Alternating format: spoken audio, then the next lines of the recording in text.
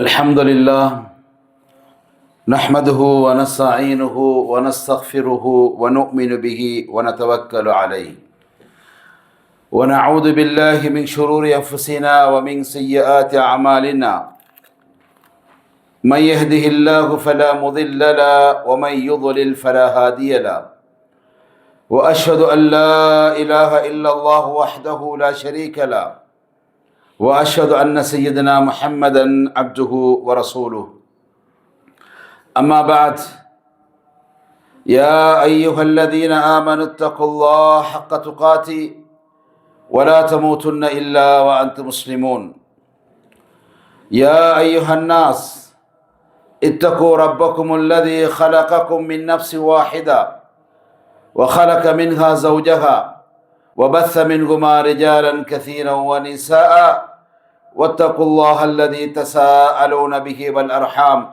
إن الله كان عليكم رقيبا يا أيها الذين آمنوا اتقوا الله وقولوا قولا سديدا يصلح لكم أعمالكم ويغفر لكم ذنوبكم ومن يطع الله ورسوله فقد فاز فوزا عظيما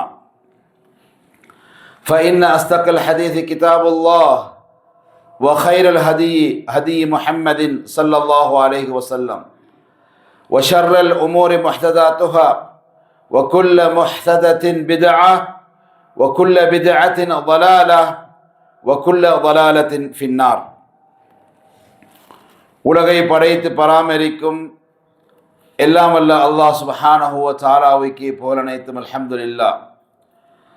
சத்திய தூதர் சன்மார்க்க போதகர் எம்பிரா முஹம்மது ஸல்லல்லாஹு அலைஹி வஸல்லம் அவர்கள் மீதும் அன்னாரின் வாழ்க்கை வழிமுறைகளை கடைபிடித்து நடந்த நபித்தோழர்கள் அவர்கள் முதல் கொண்டு இன்று வரைக்கும் யாரெல்லாம் கடைபிடித்து நடந்தார்களோ நடக்கின்றார்களோ எம் அனைவர் மீதும் அல்லாஹின் சலாத்தும் சலாமும் உண்டாகட்டும் என வேண்டியவனாக,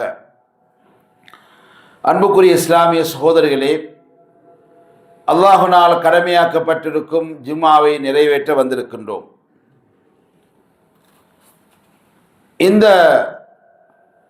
முஸ்லிம் சமூகம் ஒன்று கூடக்கூடிய இந்த வாராந்திர ஒரு மாநாடு, ஒரு அமர்வு, ஒரு நல்லுபதேசத்தை கேட்கக்கூடிய சூழல், அடுத்த மாநாடு அடுத்த வெள்ளிக்கிழமை ஒன்று மற்றும் ஒரு செய்தியை கேட்பதற்கு முன்னாடி எங்களுடைய ஒவ்வொருத்தருடைய உள்ளத்திலும் இதை நான் நடைமுறைப்படுத்த வேண்டும் என்ற அந்த நியத்தோடு நாங்கள் கேட்க வேண்டும். நம்முடைய வாழ்நாளில் 30, 40, 50 வருடங்களாக நாங்கள் வாழுகின்றோம் என்றால் எத்தனையோ உபதேசங்களை நாங்கள் கேட்டிருக்கின்றோம், எத்தனையோ நற்சிந்தனைகளை, நல்ல கருத்துக்களை கேட்டிருக்கின்றோம். அல்லாஹும் அல்லாஹுடைய ரசூல் சொல்லக்கூடிய நன்மாராயங்கள், எச்சரிக்கைகள், சில கடுமையான சில உபதேசங்கள், சொர்க்கத்தை கொண்டு நன்மாராயங்கள், இப்படி எவ்வளவு விஷயங்களை கேட்டிருக்கின்றோம். அதை நாங்கள் எத்தனை நடைமுறைப்படுத்தியிருக்கின்றோம், வாழ்வில் எத்தனை எடுத்து நடந்திருக்கின்றோம். இது எல்லாம் இன்னார் சொன்னது நூறாக வாழ்க்கையில் எடுத்துக்கொண்டேன் என்பதை நாங்கள் ஒவ்வொருத்தரும் சிந்திக்கோம். ஒரு சம்பிரதாயமான முறையில் நாங்கள் வருவது போவது கேட்பது கிடையாது. இது என்னுடைய வாழ்வுடைய லட்சியம். இந்த அமர்வு என்னை சொர்க்கத்திலே கொண்டு அமர வைக்கும். இந்த அமர்வு அல்லாஹ்வுடைய அருளையும் திருப்தியையும் எனக்கு கொண்டாந்து சேர்க்கும். அந்த நிலையில் தான் நாங்கள் உட்கார வேண்டும். தன்னை ஒரு முஸ்லிம் என்று காட்டிக்கொள்வதற்காக, தொழுகையாளியாக காட்டிக்கொள்வதற்காக, நானும் ஒரு வணக்க வழிபாட்டில் ஈடுபடக்கூடிய என்பதை காட்டிக்கொள்ளுகின்ற வகையில் நாங்கள் இந்த ஜும்மாவுடைய நாளை நாங்கள் கழிக்கக்கூடிய இருக்கக்கூடாது. எந்த ஒரு அல்லாஹ்வுடைய திக்ருடைய மஜ்லிஸ், அல்லாஹ்வுடைய ரசூலை பற்றி சொல்லக்கூடிய விஷயங்களை கேட்கும் பொழுது நம்முடைய நிய்யத் இருக்க வேண்டும்.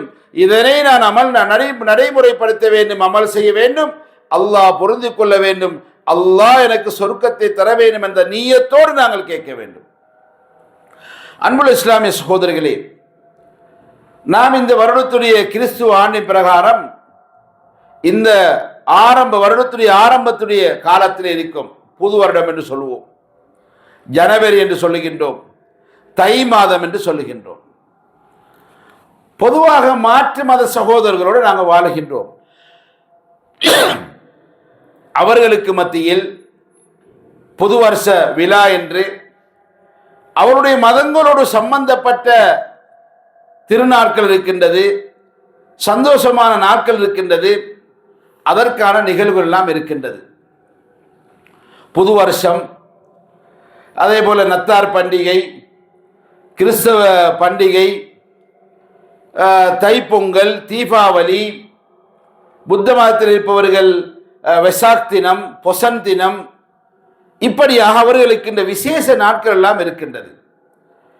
இந்த அவருடைய மதம் சம்பந்தப்பட்ட இப்படியான அவருடைய ஒரு சந்தோஷமான ஒரு பெருநாளாக திருநாளாக அவர்கள் நினைக்கின்ற இந்த நாட்களில் இஸ்லாமியர்களாகிய நாங்கள் எவ்வாறு நடந்து கொள்ள வேண்டும்? நாங்கள் தெரிந்திருக்க வேண்டும். எந்த ஒரு காரியத்தை செய்வதாக இருந்தாலும் அதிலே அல்லாஹுடைய பொருத்தம் எனக்கு இருக்க வேண்டும்.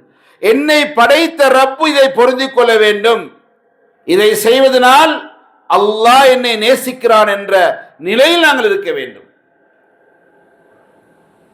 அன்புள்ள சகோதரர்களே, அல்லாஹ் ரப்புல் ஆலமீன் சொல்லும் பொழுது, லா யன்ஹாகுமுல்லாஹு அனில் லதீன லம் யுகாத்திலூகும் ஃபித்தீன் வலம் யுக்ரிஜூகும் மின் தியாரிக்கும் அன் தபர்ரூஹும் வ துக்ஸிது இலைஹிம்.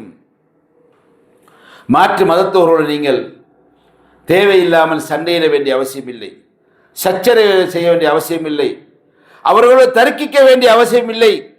அவர்கள் உங்களை கொல்லுவதற்கோ உங்களை சதி செய்வதற்கோ உங்களை வாழ விடாமலோ உங்களை வீடுகளை விட்டு உங்களை வெளியேற்றியோ இப்படியான விஷயங்கள் எல்லாம் உங்களோட செய்யாமல் இருக்கும் காலமெல்லாம் நீங்கள் ஒரு நல்ல முறையில் நடந்து கொள்ளுங்கள், நேர்மையாக நடந்து கொள்ளுங்கள், நீதமாக நடந்து கொள்ளுங்கள் என்று அல்லாஹ் ரப்புல் ஆலமீன் சொல்லுகின்றான். மாற்று மத சகோதரர் நாங்கள் எவ்வாறு வாழ்ந்து வாழ வேண்டும்?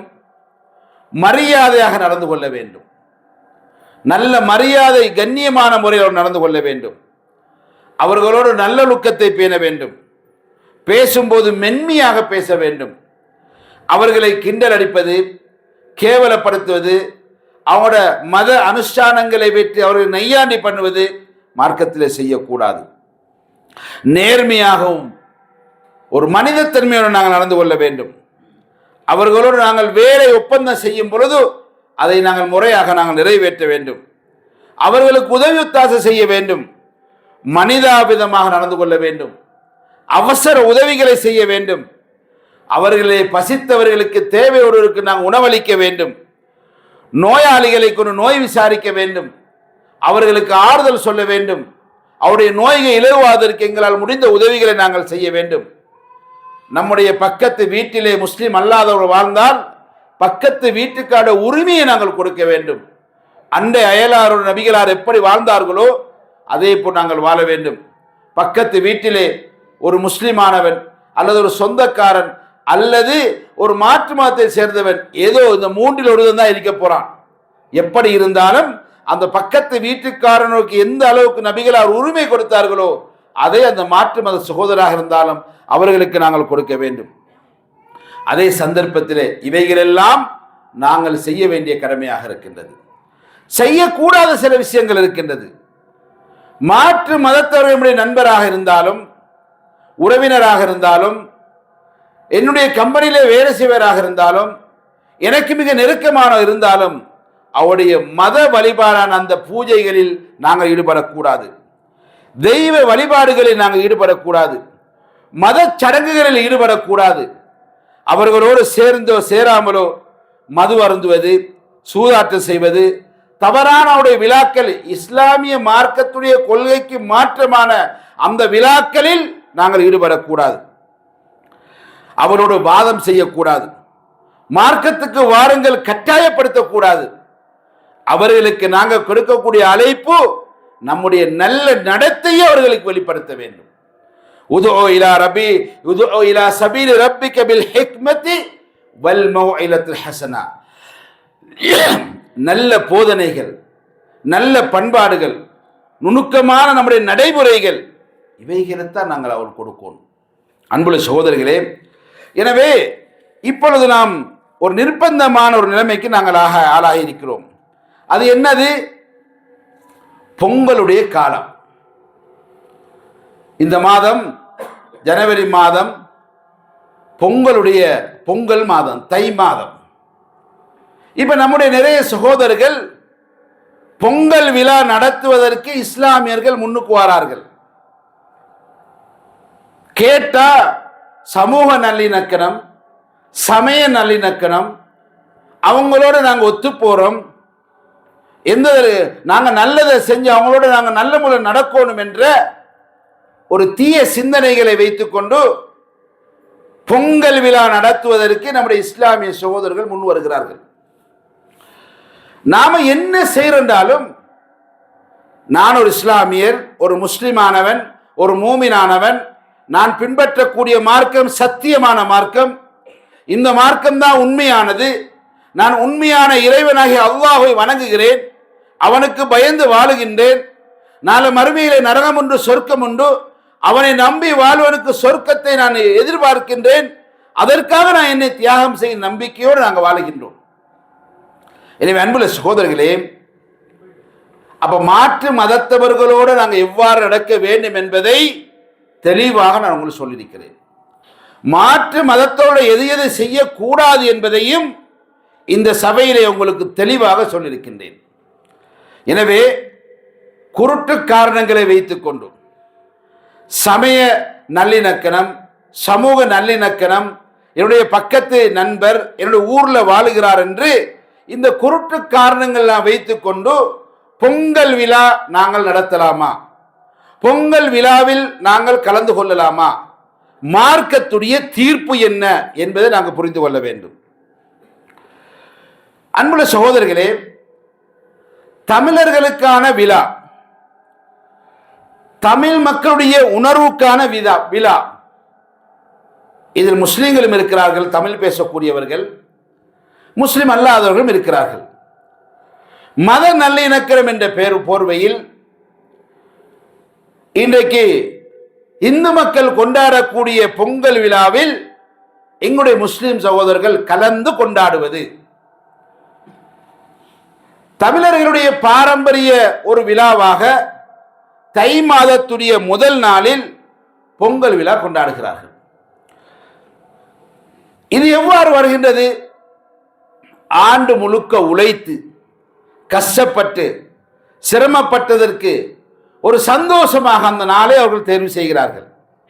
அதனால் உழைத்தவர்கள், உழைத்த யாரெல்லாம் உதவியாக இருந்தார்களோ, கால்நடைகள், சூரியன், இயற்கை வளங்கள், இவைகளுக்கு நன்றி செலுத்தும் முகமாகத்தான் இந்த பொங்கல் விழா இருக்கின்றது. இவைகளுக்கு நன்றி செலுத்தும் முகமாக இந்த பொங்கல் விழா இருக்கின்றது. நமது நாடுகளிலே பார்க்கலாம், மார்கழி மாதத்திலே மாத கணக்கிலே பல வாரங்கள் அவருடைய மத இடங்களிலே ஒலிபெருக்கிகள் மூலம் பல பாடல்கள், பல நிகழ்வுகள் நடந்து கொண்டே இருக்கும். அதை முடிக்கக்கூடிய ஒரு சில தினங்கள் தான் இந்த பொங்கல் தினமாக இருக்கிறது. எனவே இந்த பொங்கல் தினம் என்பது மத வழிபாட்டுடைய தினம், ஒரு பொதுவான கலாச்சார நிகழ்வு அல்ல, ஒரு நாட்டுடைய நிகழ்வு அல்ல, ஒரு சில மக்களுடைய அவங்களுடைய மத கலாச்சாரம், மத வழிபாடு. இதை நாங்கள் புரிந்து கொள்ள வேண்டும். அப்ப இது மலைக்கான ஒரு கடவுளை வைத்திருக்கிறார்கள், அதுக்கு இந்திரன் என்று சொல்வார்கள். சூரியனை வணங்குகிறார்கள், இயற்கை வனங்களை வணங்குகிறார்கள், கால்நடைகளை வணங்குகிறார்கள், குலதெய்வங்களை வணங்குகிறார்கள். ஒவ்வொரு குடும்பத்துக்கும் ஒவ்வொரு தெய்வம். இவைகள் எல்லாம் இந்த பொங்கல் நாளையிலே கண்ணியப்படுத்தப்படுகிறார்கள், அதை வணங்குகிறார்கள். அவர்கள் சம்பாதித்த உழைத்த விவசாய பொருட்களை வைத்து அந்த அரிசியிலிருந்து, அந்த மாவுலிருந்து, அவருடைய அந்த கால்நடையிலிருந்து எடுக்கப்பட்ட இந்த பாலிலிருந்து இந்த உணவுகளை செய்கிறார்கள். அப்ப இது மத வழிபாடு. எனவே அன்புள்ள சகோதரர்களே, சூரியனை வணங்குவது, சூரிய நாராயணனை வணங்குவது, இந்திரனை வணங்குவது, இயற்கையை வணங்குவது, மாட்டை வணங்குவது, வர்ணபகாவனை வணங்குவது, தங்களை பாதுகாக்கக்கூடிய கடவுளுடைய ஒவ்வொருத்தரும் வச்சிருக்கிற அந்த கடவுள்களை வணங்குவது, சிவனை வணங்குவது, சங்கராத்தியை வணங்குவது, இப்படியான எல்லாரையுமே இந்த பொங்கலில் அவர்களை முன்னிலைப்படுத்துகிறார்கள். நீங்கள் யாரை முன்னிலைப்படுத்துகிறீர்கள்? நாம் எம்மை படைத்த அல்லாஹ்வை முன்னிலைப்படுத்துகின்றோம். அப்ப இப்படி வணங்குகின்ற இந்த பொங்கலுக்கு நாங்கள் வாழ்த்து சொல்லலாமா, கலந்து கொள்ளலாமா? எப்படி கலக்கிறது? சில பேர் நடிச்சுக்கிறோம்ன்றாங்க. இவங்களோட மனசை நாங்கள் உடைச்சிக்க விருப்பம் இல்லை, அதனால் அவங்களோட சேர்ந்து நாங்கள் நல்ல ஒரு நல்லிணக்கத்துக்காக செய்கின்றோம். உன்னுடைய ரப்பு கோவிக்கிறான், உன்னுடைய ரப்பு உனக்கு சாபத்தை ஏற்படுத்துகின்றான், உன்னுடைய ரப்புடைய கொள்கையை விட்டு நீ மாறுகின்றாயே, அதை பற்றி உனக்கு கவலை இல்லை. அதனால் அன்புள்ள இஸ்லாமிய சகோதரர்களே, இந்த பொங்கல் விழா என்பது அவர்கள் அந்த மதத்தவர்கள் அவர்கள் செய்யட்டும், அவர்களுக்கு நம்பிக்கையை செய்கிறார்கள். இஸ்லாமியர்களாகிய நாங்கள் அதனை செய்யக்கூடாது.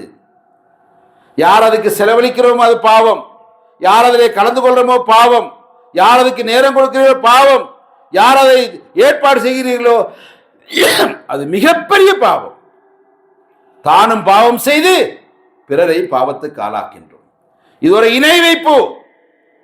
நம்முடைய மார்க்கத்தை நான் ஏற்கனவே சொன்னதை போன்று இதுதான் சத்திய மார்க்கம். இன்ன தீன இந்தல்லாஹில் இஸ்லாம். அல்லாஹ்விடத்திலே மார்க்கம் என்றால் அது இஸ்லாம் மார்க்கம் தான். இதற்கு மாற்றமாக எதையாவது செய்தால் அவன் அந்த மார்க்கத்துக்கு தான் போய் சேர்ந்துடுவான். நபிகள் நாயகம் ஸல்லல்லாஹு அலைஹி சொன்னார்கள், ஒமன் தஷப்பஹ பிகௌமின் ஃபஹுவ மின்ஹும். யார் ஒரு சமூகத்தை போன்று வாழுகின்றானோ, ஒரு சமூகம் செய்வதை போன்று செய்கின்றானோ, அவன் அந்த சமூகத்திலே சேர்ந்துடுவான். நாளை மறுமையில் அவர்களோடு எழுப்பப்படுவான். நீங்கள் பொங்கல் கொண்டாடினால் நீங்கள் இந்து மக்களோடு நாளை மறுமையில் எழுப்பப்படுவீர்கள். அவர்களுடைய நிலை என்ன, உங்களுடைய நிலை என்ன? அன்புள்ள சகோதரிகளே, யார் நமக்கு கோபிச்சா என்ன, யார் நம்மளை தீயதா எண்ணினா என்ன, யார் நம்மளை தப்பா எண்ணினா என்ன, என்னுடைய படைத்த ரப்புக்கு முன்னாடி நான் தூய்மையான உள்ளவனாக இருக்க வேண்டும். நீ இந்து மக்கள்கிட்ட போய் சொல்லலாமா, நான் பொங்கலுக்கு வந்திருக்கிறேன், நான் முஸ்லீம், என்னுடைய கொள்கை இப்படிதான் என்னுடைய கொள்கை, இதையெல்லாம் பொய் என்று நம்பி நடிக்கிறது தான் வந்திருக்கேன் சொல்லலாமா? இப்போ சில பேர் சொல்லுங்க, நாங்கள் சும்மா போகிறோம், ஒரு நடிப்புக்காக போகிறோம், ஒரு கூப்பிட்டாங்கன்றதுக்காக போகிறோம், அங்கே போய் இது நடிக்கிறதுக்காக தான் நான் வந்திருக்கிறேன் சொல்லலாமா? யாரை ஏமாத்துறது? அதனால் அன்புள்ள இஸ்லாமிய சகோதரர்களே, மாற்று மதத்தவர்களோடு நடந்து கொள்வதற்கு இஸ்லாத்தில் இத்தனை வழி சொல்லியும் அதெல்லாம் செய்யறதில்லை. மாற்று மதம் நல்லா நடங்க அதை செய்யறதில்லை, மாற்று மதம் நல்ல முறை பேசி செய்யறதில்லை, கொடுக்கல் வாங்க சரியா செய்யுங்க அதை செய்யறதில்லை, அவங்கள நோய்வாய் அதை செய்யறதில்லை, அவங்களுக்கு உதவி செய்யுங்க அதை செய்யறதில்லை. ஆனால் மாற்று மத சகோதரரோட போய் பொங்கல் கொண்டாடி இவங்க நல்லிணக்கத்தை ஏற்பட்டிருந்தாங்க.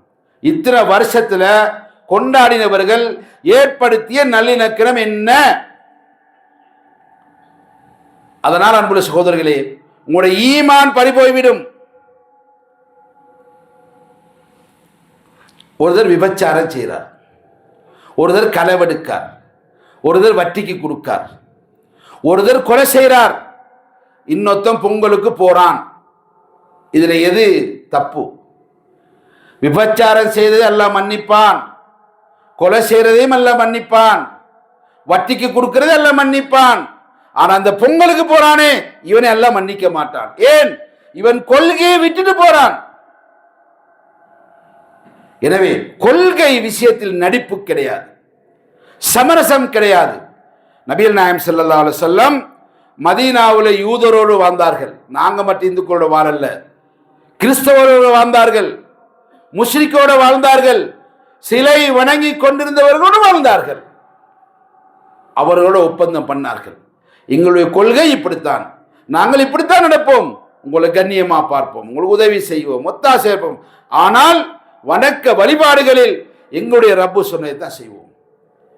எவ்வளவு முன்மாதிரியாக வாழ்ந்தார்கள். அந்த யூதர்களும் கிறிஸ்தவர்களும் முஷ்ரிக்குகளும் அந்த உடன்படிக்கை முறிக்காத வரை நபிகளார் முறித்துக் கொள்ளவில்லை. எனவே அன்புள்ள இஸ்லாமிய சகோதரர்களே, நீங்க யாரெல்லாம் பொங்கலுக்கு போகிறீர்களோ, கொண்டாடுகிறீர்களோ, உதவி செய்கிறீர்களோ, அதிலே கலந்து கொள்கிறீர்களோ, ஏற்பாடு செய்கிறீர்களோ, நீங்கள் முஷ்ரிக்கள் ஆகிவிட்டீர்கள். மீண்டும் கலிமா சொல்லி இந்த மார்க்கத்தில் நுழைந்து கொள்ளுங்கள். இது ஒரு விளையாட்டாக நீங்க எடுத்துக்கொண்டிருக்கிறீர்கள். பொங்கல் என்று போய் என்ன செய்கிறீர்கள்? பொம்பளைகளை கூப்பிடுறீங்க, பொழைக்க வந்த பொம்பளைகளை தவறாக நீங்கள் நடத்துகிறீர்கள். அவர்களை கடத்துகிறீர்கள், விபச்சாரம் செய்கிறீர்கள், அவருடைய பணங்களை திருடுகிறீர்கள், அவர்களுக்கு மோசடி செய்கிறீர்கள். என்ன வேலையில நீங்க செஞ்சு கொண்டிருக்கிறீர்கள்? மது அருந்துகிறீர்கள். இங்க உள்ள மருந்தெல்லாம் முறையானதா? இந்த மது முறையானதா? ஆல்கோஹால் சரியா போட்டிருக்கானா? ஏன் சகோதரர்கள் இந்த வேலையை பார்க்குறீங்க? உங்களுடைய மனைவி மக்களுக்கு இப்படி இங்க சம்பாதிச்சு கொடுக்கணுமா? உங்களுடைய மனைவி மக்களுடைய நிலைமை யோசிங்க, உங்களுடைய தாய் தந்தரை யோசிங்க. இதுக்குத்தானே இந்த நாட்டுக்கு வந்தீங்க? இந்த நாட்டுடைய சட்டம் என்ன? இன்னைக்கு எத்தனை பேர் உள்ள போய் இருக்கீங்க? எத்தனை பேர் துண்டைக்கான துணியக்கான அலையிறீங்க? கொஞ்சம் கூட சூடு சொரணை இருக்குதா? யோசிங்க சகோதரர்களே. எனவே நபிகள் நாயகம் ஸல்லல்லாஹு அலைஹி வஸல்லம் அவர்கள் நமக்கு முன்மாதிரியாக வாழ்ந்திருக்கிறார்கள். எப்படி நாங்கள் கிறிஸ்தவர்களோட, இந்து மதத்தவர்களோட, புத்தர்களோட நாங்கள் வாழ்கின்றோமோ அதே போல நபி அவர்களும் வாழ்ந்திருக்கிறார்கள். யூதர்களோடு வாழ்ந்தார்கள், கிறிஸ்தவர்கள் வாழ்ந்தார்கள், இணை வைப்போடு வாழ்ந்தார்கள், சிலை வணங்கியோடு வாழ்ந்தார்கள். அவர்கள் பொங்கல் கொண்டாடல, அவர்கள் கிறிஸ்துமஸ் நடத்தல, நத்தார் பண்டிகைக்கு போகல, புது வருஷத்துக்கு போகல. அதனால ஒரு உண்மை மூமினாக வாழுங்கள் சகோதரர்களே. அல்லாஹ்வை பயந்து கொள்ளுங்கள். இன்னல்லாஹ லா யக்ஃபிரு ஐ யுஷ்ரிக பிஹி வ யக்ஃபிரு மா தூன ذلك லிமன் யஷா. புரிந்து கொள்ளுங்கள். அல்லாஹ் தஆலா சில தவறுகளை செய்யும் போது அல்லாஹ் மன்னிப்பான். அல்லாஹ்விடத்தில் கெஞ்சி கேட்கும் போது அல்லாஹ் மன்னிப்பான். ஆனால் அல்லாஹ்வுக்கு இணை வைக்கக்கூடிய, அல்லாஹ் கோபத்தை ஏற்படுத்தக்கூடிய, இந்த மார்க்கத்தை உடைக்கக்கூடிய, முறிக்கக்கூடிய இந்த மார்க்கத்தில் இல்லை என்று சொல்லுகின்ற நீங்க செயலை செய்தால் அல்லாஹ் மன்னிக்க மாட்டான். ஒரு விஷயத்துக்கு நாங்க போயிட்டு வரும், வார வழியில் நமக்கு மரணம் வந்தால் என்ன ஆகும் நம்முடைய நிலைமை? எனவே சிந்திக்கொரு சகோதரர்களே, புனித பூமியை அண்மித்ததாக வாழுகின்றோம், புனித பூமிக்கு அருகாமையிலே வாழுகின்றோம்.